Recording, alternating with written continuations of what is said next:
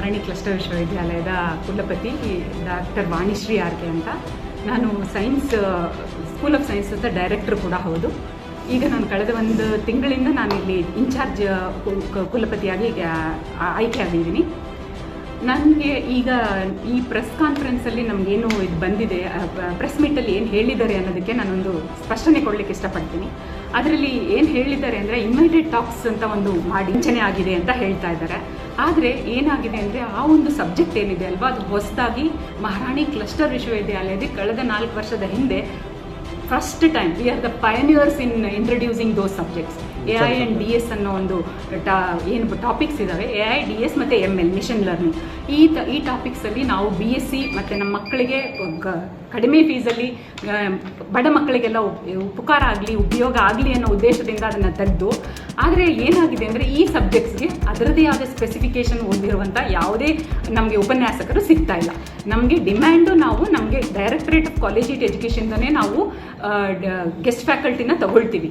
ಆದರೆ ಅಲ್ಲಿಂದನೂ ನಮಗೆ ನಮ್ಮ ಡಿಮ್ಯಾಂಡ್ ನಾವು ಹತ್ತಿದ್ರೆ ನಮಗೆ ಡಿಮ್ಯಾಂಡ್ ಸಿಗ್ತಾ ಇರೋದು 2 ಟೀಚರ್ಸು. ಈ ಥರ ಇದೆ. ಹಾಗಾಗಿ ನಮ್ಮಲ್ಲಿ ಏನು ಮಾಡಿದ್ರು ಅಂದರೆ ಮುಂಚೆ ಕಾಲ್ ಕೂಡ ಮಾಡಿದ್ರು. ಇದು ಇಷ್ಟೊತ್ತಿಗೆ ಆಲ್ರೆಡಿ 2-3 ಸಲ ನಮ್ಮಲ್ಲಿ ಪೇಪರ್ ಒಂದು ಪ್ರಾಬ್ಲಮ್ಮು ನಮಗೆ ಪರ್ಸಿಸ್ಟೆಂಟ್ ಆಗಿ ಆಗ್ತಾನೆ ಇತ್ತು. ಹಾಗಾಗಿ ಏನು ಮಾಡೋದು ಇದಕ್ಕೆ ಅಂತ ಹೇಳಿದಾಗ, ಇದರಲ್ಲಿ ಒಂದು ಮೀಟಿಂಗಲ್ಲಿ ನಾವು ಏನು ಡಿಸೈಡ್ ಮಾಡ್ಕೊಂಡ್ವಿ ಅಂತ ಹೇಳಿದ್ರೆ, ಈ ಥರ ಏನಾದರೂ ಮಾಡೋಕ್ಕೆ ಸಾಧ್ಯ ಆಗುತ್ತಾ ಅಂತ ಹೇಳಿದಾಗ ಅಕಾಡೆಮಿಕ್ ಕೌನ್ಸಿಲಲ್ಲಿ ಅದನ್ನು ಹೌದು ಹೀಗೇ ಮಾಡಿ ಅಂತೇಳಿ ಮಾಡಿ, ಅದರಿಂದ ಯಾಕಂದರೆ ಮಕ್ಕಳಿಗೆ ಯೂಸ್ ಆಗಲಿ, ಅವ್ರಿಗೆ ರೆಗ್ಯುಲರ್ ಆಗಿರುವಂಥ ಉಪನ್ಯಾಸಕರನ್ನು ಅಪಾಯಿಂಟ್ ಮಾಡ್ಕೊಳ್ಳಿಕ್ಕೆ ಆಗ್ತಾ ಇಲ್ಲ. ಅದು ಬಿಕಾಸ್ ಆಫ್ ನಾನ್ ಅವೈಲಬಿಲಿಟಿ. ಅದರದ್ದೇ ಆದ ಟೆಕ್ನಿಕಲ್ ರೀಸನ್ಸ್ ಇದ್ದಾವೆ ಅದಕ್ಕೆ. ಹೀಗಾಗಿ ನಮಗೆ ನಮ್ಮ ಮಾಹಿತಿಯಲ್ಲಿ ನಮಗೆ ಎಲ್ಲ ನಾವು ನಿಮಗೆ ಬೇಕಿದ್ರೆ ನಾವೆಲ್ಲ ದಾಖಲೆಗಳನ್ನು ಒದಗಿಸ್ತೀವಿ. ನಮಗೆ ಟೀಚರ್ಸ್ ಬಂದು ಪಾಠ ಮಾಡಿದ್ದಾರೆ, ಪಾಠಗಳು ನಡೆದಿದ್ದಾರೆ, ಇದನ್ನು ಕನ್ಫರ್ಮ್ ಕೂಡ ಮಾಡ್ಕೊಳ್ಬೋದು. ನಾವು ವೀಕ್ಲಿ ಅವರು MNCಗಳಲ್ಲಿ ವರ್ಕ್ ಮಾಡ್ತಾ ಇರೋರು ಅಂತ ನಾನು ಆಗಲೇ ಹೇಳಿದೆ ನಿಮಗೆ.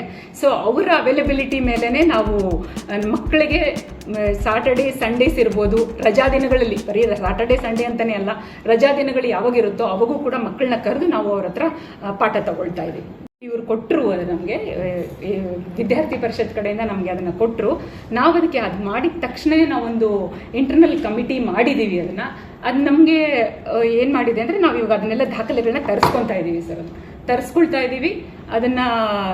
ಈ ಆರೋಪ ನಾವು ಇವಾಗೇ ಕೇಳಿದ್ದು ನಮಗೆ, ಯಾಕಂದರೆ ಜನರಲ್ ಆಗಿ ನಮಗೆ ಕ್ಲಾಸಸ್ ನಡೀತಾ ಇತ್ತು, ಅದೆಲ್ಲ ನಮಗೆ ಗೊತ್ತಿತ್ತು sir. It was not a new thing to us. All of us in the university knew that this thing is happening because it was passed through academic council, ಇದು ಸಿಂಡಿಕೇಟ್ ಎಲ್ಲ ಕಡೆಯಿಂದ ಪಾಸಾಗಿ ಬಂದಿದ್ದರಿಂದ ಇದು ಆಗ್ತಾ ಇದೆ. ಮತ್ತು ಮಕ್ಕಳ ಹತ್ರದಿಂದನೂ ನಮಗೇನು ಇದುವರೆಗೂ ನಮಗೆ ಪಾಠ ಆಗಿಲ್ಲ, ಆ ಥರದ್ದು ಯಾವುದೇ ಆದ ಒಂದು ಕಂಪ್ಲೇಂಟ್ ಬಂದಿಲ್ಲ. ಸೊ ನಮಗೆ ಫಸ್ಟ್ ಪ್ರೂಫ್ ಅಂದರೆ ಮಕ್ಕಳು ನಮಗೆ ಆಗಿಲ್ಲ ಅಂತ ಹೇಳೋದು ಬಂದರೆ ಮಾತ್ರ ನಾವು ಮುಂದಕ್ಕೆ ಇದು ಮಾಡ್ಬೋದು.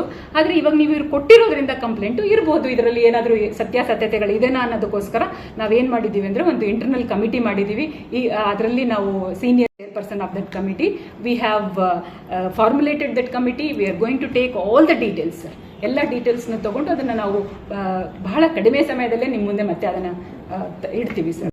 ವಾಟರ್ ಮತ್ತು ಟಾಯ್ಲೆಟು ಇದು ಇತ್ತು ಸರ್, ಇಲ್ಲ ಅಂತ ನಾನೇನು ಹೇಳ್ತಾ ಇಲ್ಲ. ಆದರೆ ಈಗ ನಾವು ಮೊನ್ನೆನೂ ಮಕ್ಕಳು ಅವರು ನಮಗೆ ಯಾರಿಲ್ಲಿ ನಮಗೆ ಕಂಪ್ಲೇಂಟ್ ಎಲ್ಲ ಕೊಟ್ಟು ಹೋಗಿದ್ದಾರೋ ಆ ಮಕ್ಕಳು ಬಂದಾಗ ಅವ್ರನ್ನ ನಾವು ಕರ್ಕೊಂಡು ಹೋಗಿ ಅಲ್ಲಿ ಎಲ್ಲಿ ಪರ್ಟಿಕ್ಯುಲರ್ ಆಗಿ ಅವ್ರ ಟಾಯ್ಲೆಟ್ಸು ಇಲ್ಲ ಅಂತ ಎಲ್ಲಿ ಹೇಳಿದ್ರು ಅಲ್ಲೆಲ್ಲ ಕರ್ಕೊಂಡು ಹೋಗಿ ತೋರಿಸಿದ್ದೀವಿ ಸರ್.